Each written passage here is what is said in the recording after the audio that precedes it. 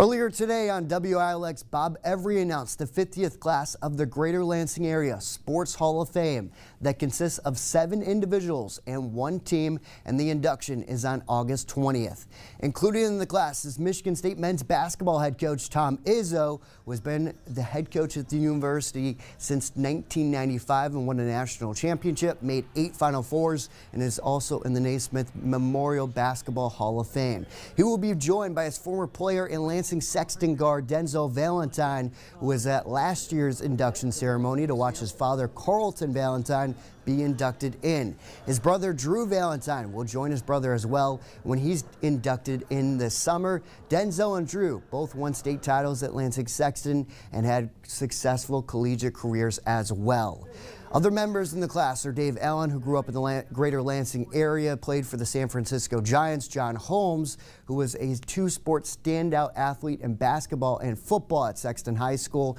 and also competed at Michigan State; Debbie Kent, who was a standout softball player at Lansing Eastern High School and also played at Lansing Community College; and Courtney Scott was a really good basketball player at Waverly High School and then went on to play at Oakland University. The one team being inducted in is the 1999 Okemos Girls State Championship softball squad.